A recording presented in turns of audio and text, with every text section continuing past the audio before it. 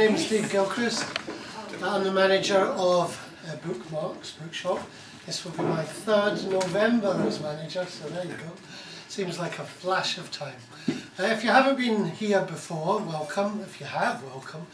But I always start by saying, you know, it's an act of solidarity to come to Bookmarks in itself, as we're now probably the only dedicated socialist bookshop left in London. There are several other independent bookshops, but we're the only one that's dedicated to socialism. So you're already fighting international capital by being here, so well done, comrades. I'm not going to say any more, I'm just going to hand you over and hope you have a pleasant evening. If you haven't paid your £2, no, give it to Eileen or leave it at the end. You're welcome to have as much drink as there is, really. Okay, thanks. Yeah, thank you, Dave. Thanks to Bookmarks, thanks to everyone for coming. My name's Christian Høgsbjerg, and I was going to sort of chair the session today. I'm going to introduce in a bit our main speakers. We're very lucky to have Merilyn Moos, who's been lecturer. She's author of various works, including biography of her father, Beaten but Not Defeated, Siegfried Moos, German anti-Nazi who settled in Britain, and other books which are here, and also Steve Cushion, many people know as well. He's also author of several books as well as historians, both of them. Steve, author of The Hidden History of the Cuban Revolution, How the Working Class Shaped the Guerrillas' Victory, and other pamphlets which you can talk about. But it's the time of year where publishers, I guess, are rushing out books to for the Christmas market, isn't it? I guess really kind of cash-ins and things, and often kind of quite banal, bland sort of titles or whatever, themes and stuff. I suppose we can't really be accused of too much of that with a title, Treason, Rebel Warriors and Internationalist Traitors. We're not going for a Christmas cash-in. The Socialist History Society, we can't be accused of some things, but not that. I think it's a good. It might make a nice little Christmas present for us. Raise some eyebrows around the Christmas table or whatever. Perhaps if you've got some, racist relative or something you want to give some own nationalist thing. Treason, in a sense, has it's a word that sort of has become obviously for not particularly good reasons. A kind of word that's back on one level of the agenda. I think on the political agenda. Over the last few years, on one level you get, you get the horrendous sort of attacks and accusations. I mean, Bookmarks has been attacked by the far right here not so long ago on people who are claimed to be in league with foreign countries and so on.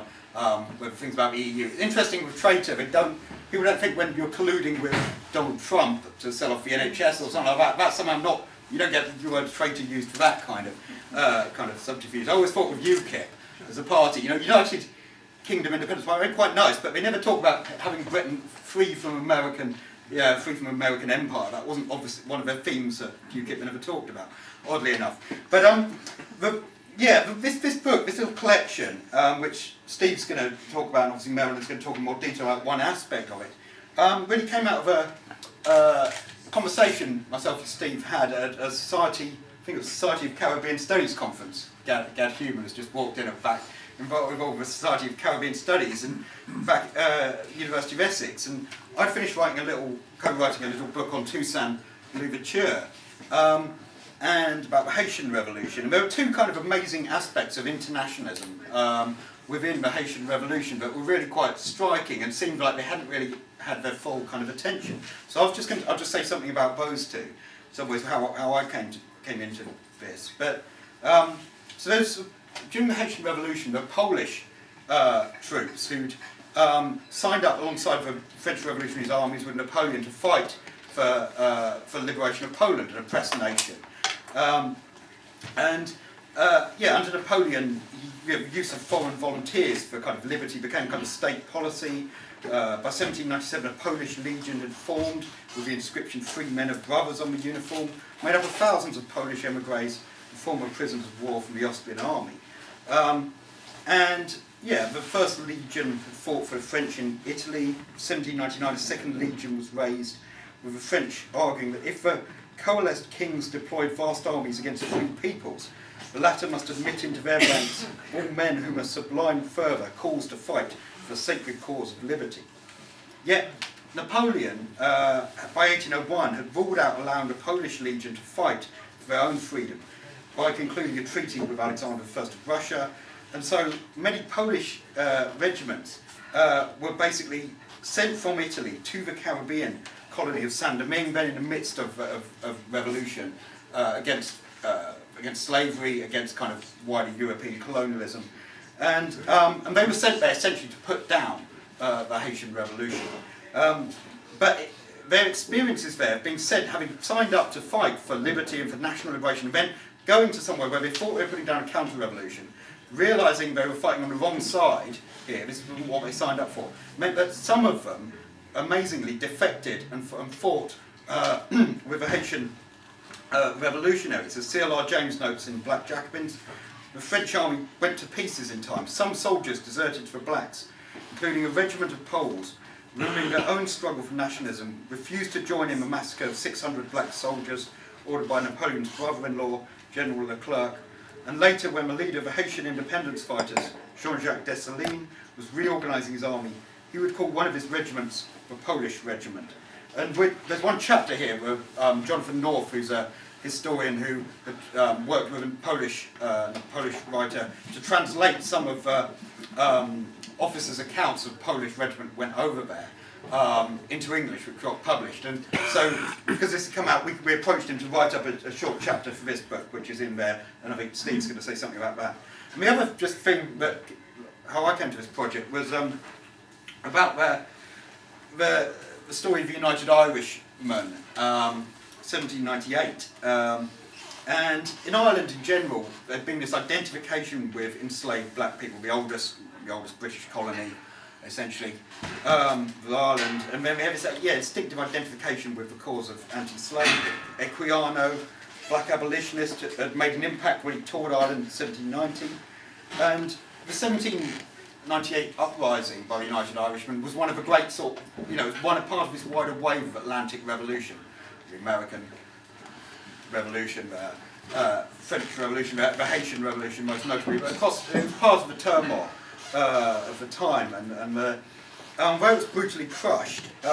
When it was brutally crushed, many. It's an amazing story how many exiled United Irishmen were sent to Jamaica, where they were initially kind of given arms to fight, to just be part of a colonial militia. They took the arms and then amazingly defected and joined the Maroons in Jamaica, fighting against British colonialism. But amazing kind of, again, hidden stories. Viscount Castlereagh, Chief Secretary of Ireland, lamented that as soon as they got arms into their hands, they deserted, fled into the mountains, where they'd been joined by large bodies of the natives, and such of the French as were in the island. There had already been some engagements between this part and the King's troops. Several have been killed and wounded on both sides. And it's clear that some United Irishmen were inspired by the Haitian Revolution as well, and to some leave the church.